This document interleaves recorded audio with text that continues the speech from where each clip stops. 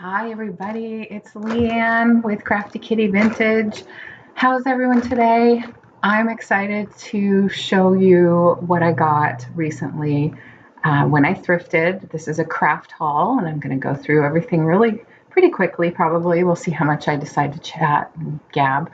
But I'm excited because there are a few things that I don't usually find, and they're all things that I can craft with. So let's get started. First, I can never ever resist when I find these out in the wild, these little tart tins and these copper cookie cutters, because I enjoy crafting with them. Now, to be honest, I have more than I could probably ever craft with, so I might offer some to my crafty friends. And if you're interested in having me send you some with just you paying the shipping cost, I can do that. So let me know if you're interested. But I went to the Goodwill bins near me in Everett, Washington, and I go there. I try to go once a week. Sometimes that doesn't happen, but I go there because I know that I can find various craft supplies, sometimes vintage, sometimes not. I go there to find those things. I sometimes will look at clothes. I sometimes will look at toys and household kinds of things. But at my Goodwill bins, they only have maybe one or two rows of household. The rest is there's like 10 or 12 rows of clothing and shoes. So most of the resellers that go there, or the buyers, but honestly, there's probably 80% resellers there, will look for clothes and shoes. So I usually have a easier time. It's a little more comfortable as far as like elbow room and people competing for different pieces with the household. And I really only find craft supplies for the most part. Like 90% of what I find is something that I'm going to craft with. So looks like I need to clean up a couple of these, but that's no big deal, easy to do. But yeah, I love making little tart tin ornaments. If you have other ideas besides ornaments, things that I can do, of course, magnets, things like that. Let me know. One of these days I'm going to do a crafting video and get some of that, those ideas flowing, those projects going. Okay, so that's the first thing I had to show you. Next, these are really great. Lots of plastic bins and organizers are found at the Goodwill bins, and I really enjoy, and I need to be careful because I'll come home with too much stuff. I'll try to save it all, but I usually find organizers just about every time I'm there. These are great for all kinds of things, not just what they're advertising here that it's for, which I already have a bin that organizes my embroidery floss, but all kinds of things, pins, jewelry, little doodads, buttons, all kinds of things. You guys know how it goes. So that was great to find and save from the landfill. This, I was just about to buy another brand new ink pad, like vintage photo that everybody uses. But I found this one in the bins, and I tested it when I was there, and it works. It is a little messy, but I don't care. And it's nice and big, so for my bigger stamps, I can just go plop. So I like that. This one is, let's see how big it is. Almost 7 inches. So it's a big chunk. Again, like to save it from the landfill. I don't know why that's there. And then this was really great. So people, clean out houses or decide they don't need something, so they'll toss it out. But somebody did a lot of little crocheted pieces here, maybe for a doily, maybe for another kind of project, but these are awesome. These are great for junk journaling, for other, putting on other types of crafts, as well as, there's a little spool there that they used.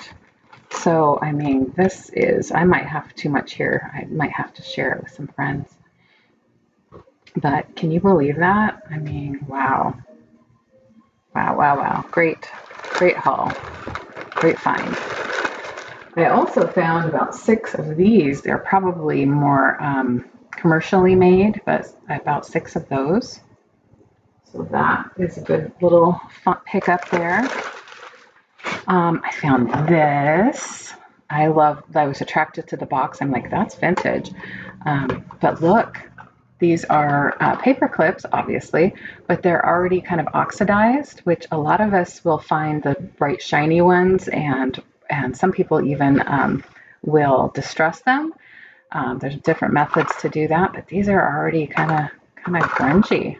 So that was exciting, and I love the little box. I'm going to keep the little box, even though it has a little rip. I reinforced it with some tape, so I'm going to keep that and use that. Rubber stamps, always, I find rubber stamps there, always. So, and I, again, try not to take too many. I'm trying to be selective, okay? More plastic organizing pieces, that's awesome. I always find paper, so paper envelopes, little file folders, always find little paper doilies there, and these happen to be green, but I can definitely use those. I picked this up out of it was a kit that wasn't complete, some pieces were missing, so I decided to take it just for this little image here, to take that home with me. So these are great for making tags and also, of course, organizing your papers. I do ship things, so sometimes little shipping envelopes are great to have, as well as, to use them for crafting. So I like to pick up a variety of different manila envelopes. And this isn't the first time I found a little organizing pouch. So I'm excited about that because that helps keep me organized. So those are awesome. Let me set them aside. But the pièce de résistance in this shopping trip was this book. Now, again, at my Goodwill bins, it's 80% shoes and clothes. Rarely do they have a bin that has books in it at all. And when it does, it's just a few. This time they had one bin of books and media, like DVDs and things like that. On the top was this book, and I happened to get to that area quick enough where I could grab this because I was like, that's an old book. I might like that. Let's go look at it. Well, I'm glad I did. Turns out it's actually an antique. And here's the inscription, 1919, Wenatchee, Washington. That's near me. Bruna V. Gray Bill from your mother. I don't know what this is. There's a lot of writing in here, but it's all good. I don't know what that means. Valspar varnish is good, it says. But the copyright is 1910, so well over being a antique. And it is, let's see, the R.C. Barnum Company, Cleveland, Ohio, and Seattle, Washington published this. And then Imperial Publishing, Toronto, Canada. There's Mr. Barnum. So really cool, right? Really, really cool. Oh, 1919, okay. So even though it's copyrighted in 1910, this book is from 1919. Okay, more writing here.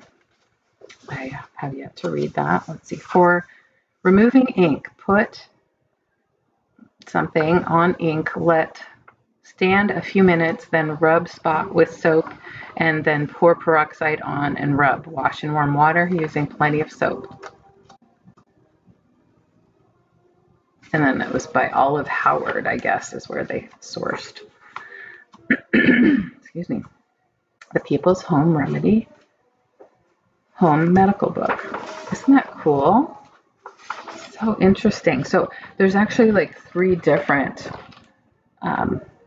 essentially guides in here. You can see the little tabs right here where you can open it up. People's Home Recipe Book. Wow. I see, I have just glanced at this. I haven't looked at it. People's Home Stock Book. Okay, that's interesting. Look at the graphics. So my question to you folks is, Yeah. Is this a book that you would use for crafting, or is this a book that you would keep altogether? I want to know what you think. And of course, we all have our opinions. But what's really cool in here is the pictures are pretty neat. So, hospitals and medical buildings of Michigan State University. That's probably somehow related to the author of the book. And then this little seasick remedy little pamphlet, Mother Sills, is really cool. That was stuck in here. Use Mother Sills seasick remedy for seasickness. Well, that makes sense. So I don't know if this book was something that it does talk about home remedies, but it also references nursing departments, things like that. So I don't know if this might have been used in a medical school. I mean, it does talk about Michigan State University and their different buildings. But again, I found this in Washington, but it could have traveled. So some charts and pictures. What the home medicine chest should contain. How to sit a patient up in bed. And then there's also smallpox taken at Ann Arbor, Michigan, especially for this book. And let's see. Oh, this one was interesting. I happened to see this when I was glancing. This is unfortunately somebody who was dealing with scarlet fever, 3rd and 4th days, taken at Ann Arbor, Michigan. Of course, again, but I can't see the ailment in this picture, so I don't know if that one helps me very much. Maybe you can see something I don't. And so there's the smallpox one. There's another. That's a chickenpox one. They look so even. Are they really? Is that really real? I don't know. It looks almost like it's like a photo that they doctored, but yeah, I don't know. That's just a terrible, terrible thing those poor people had to deal with. So, pre-vaccine days. Digestive organs, diseases of the stomach and intestine. So, super interesting, right? And then I was kind of surprised because the cover doesn't really, I guess the People's Home Library should have known it was more than just ailments. But there's a little area for, it talks about ovarian cysts. A little cutout of home recipes. This is the People's Home Recipe book. Should have realized that it was maybe more than one book in one volume, but look at, they're laying out a table for service, single service for informal dinner, laid for soup course. Oh my goodness. They had a lot of time to make events of their eating. Look at those pictures. So cool, right? Ooh, look at, there's some utensils. And bread making. Really fun. Dumplings. Candy making. Awesome. So there's actually some recipes in here. Oh, that's cool. I wonder how old that is. Could this be antique? Oh, I just broke it. I should varnish it. And then there's some handwritten recipes.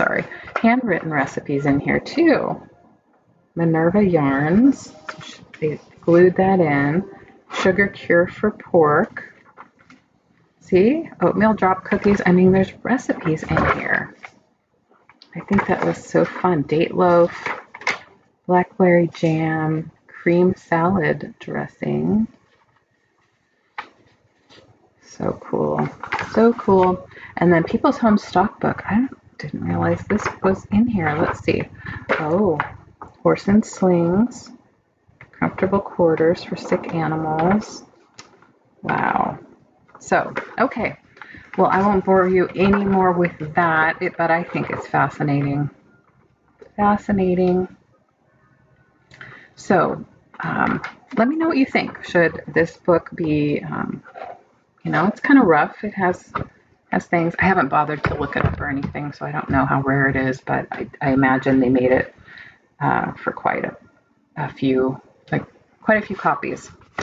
So thank you so much for joining me on this rare crafting haul. I will see if I can do more when I find more goodies out there. Let me know what you think in the comments. Please do comment on the video. Think about subscribing and giving the thumbs up, please. And thank you to all my subscribers. I have some new subscribers on the crafting side of YouTube, and I really appreciate you all, old timers and new friends. So thank you so much. Take good care. Bye-bye.